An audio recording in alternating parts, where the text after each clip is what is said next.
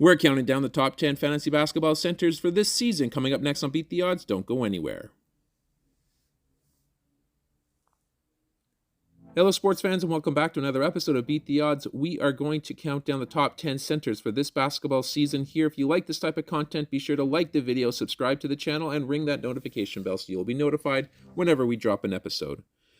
We're going to be doing the top 10 centers here for this season. Just as a reminder here, we are looking at 9 category leagues. And then, of course, this is a projection list, so these are guesses as to how they're going to line up at the end of the year this year. Let's jump right in here to number 10. We have Chet Holmgren. Over the course of the season in Gonzaga last year, he posted 14.1 points per game with 9.9 rebounds, 1.9 assists, 1.3 threes, 0.8 steals, 3.7 blocks, 1.9 turnovers, on 60% shooting from the field and 72% from the line. Holmgren's sole season at Gonzaga saw him block an otherworldly 3.7 blocks per game. Combine that with a capable offensive package, and it's no wonder he went at number 2 at the 22 NBA draft. He's going to struggle with turnovers, and he's going to need to adjust against traditional bigs, but he's going to be on the short list for Rookie of the Year this season. Let's move over to number 9. We got Nick Claxton. Over the course of the season here last year, he posted 12.6 points per game with 9.2 rebounds, 1.9 assists, 0.9 steals, 2.5 blocks, 1.3 turnovers, on 71% shooting from the field and 54% from the line. Claxton saw a huge breakout last season. A throwback big, Claxton is a double-double machine with great instincts, helping him pick up 3.4 stocks last year as well. Claxton should be in the mix for Defensive Player of the Year, especially if he plays north of 30 minutes per game. If you're targeting Claxton, you know you're not going to be getting any outside shooting or really good free throw percentages, but he is a plus everywhere else. Let's go to number 8. We have Walker Kessler.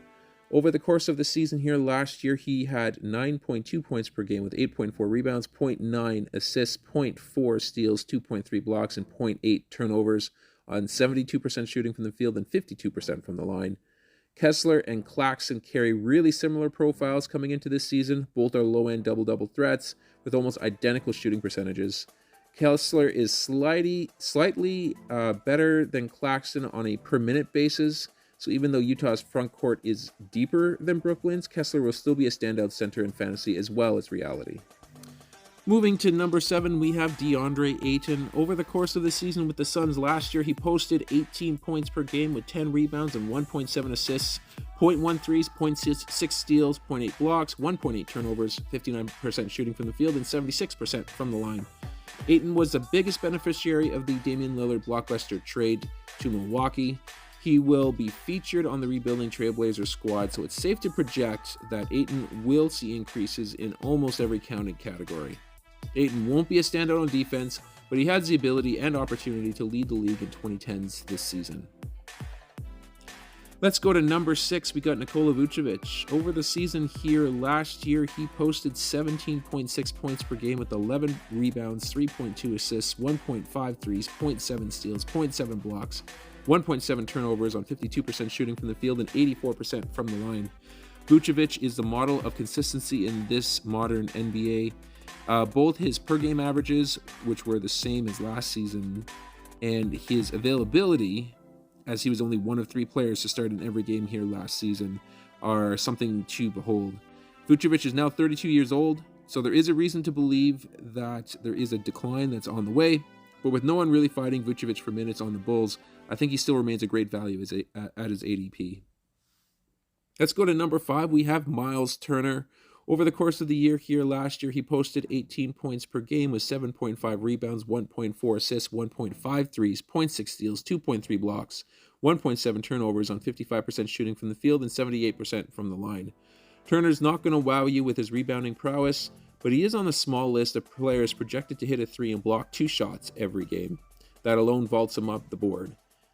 There isn't anyone really challenging Turner for minutes either, and the Pacers lack a marquee power forward, so Turner should have a long runway to rack up the stats here this year. Let's go to number 4. We have Bam Adebayo. Over the season here last year, he posted 20.4 points per game with 9.2 rebounds and 3.2 assists, 1.2 steals, 0.8 blocks, 2.5 turnovers on 54% shooting from the field and 81% from the line. Bam is blessed with athletic ability and high IQ, which makes this undersized center a great player to own in fantasy. He is near unstoppable in the paint, and as a huge bonus, he hits his free throws at a clip north of 80%. Bam has active hands and will likely lead all centers in steals this season here as well. Going to number 3, we have Domantas Sabonis. Over the course of the year here, last year, he posted 19.1 points per game and 12.3 rebounds and 7.3 assists, 0.4 threes, 0.8 steals, 0.5 blocks, 2.9 turnovers on 62% shooting from the field and 74% from the line. Sabonis' first full season in Sacramento saw his team lead the league in scoring. He led his team in assists, and his synergy with De'Aaron Fox is truly something to behold. He's an excellent rebounder, so Sabonis will be in line for a few triple-doubles this season. I target him in the second round with confidence. Up next, we have Joel Embiid. Over the season here last year, he posted 33.1 points per game with 10.2 rebounds, 4.2 assists, 1 3, 1 steal, 1.3 blocks, 3.4 turnovers, on 55% shooting from the field and 86% from the line. Now, did he deserve the MVP last year? I can tell you that there's evidence on either side of that discussion that proves that he should or shouldn't. In his defense, though, he did set a career and NBA high in points scored last season on elite percentages for a center. And I would expect more of the same here this season, and probably even more so if Harden happens to be moved before this season's trading deadline. Now, let's go to some honorable mentions here. To start off, we have Brook Lopez, 15.9 points per game with 6.7 rebounds and 1.3 assists. Then we've got Rudy Gobert at 13.4 points, 11.6 rebounds, and 1.2 assists. And then Alperen Sengun rounds us off here, 14.8 points, 9 rebounds, and 3.9 assists. All right, let's go to the number 1 center in fantasy basketball here. It's Nikola Jokic, 24.5 points per game that he scored here over the course of the season last season with 11.8 rebounds, 9.8 assists, 0.8 threes, 1.3 steals, 0.7 blocks, 3.6 turnovers on 63% shooting from the field, and 82% from the line. He is your undisputed number 1 overall pick in fantasy basketball amongst all formats. The Joker's vision is unmatched, and he is one of the most versatile scorers in the league. He is a walking triple-double, and his shooting percentages will carry most fantasy squads. Now, his pairing with Jamal Murray last season became arguably the best duo in the league. And if you've got the number 1 pick in your draft here this year, do not hesitate and get Jokic. And that's going to do it here for this episode. I hope you guys enjoyed it. If you did, please leave a like on the video and subscribe to the channel for more content like this. We are going to sign off for now, but we're going to catch you guys on our next episode.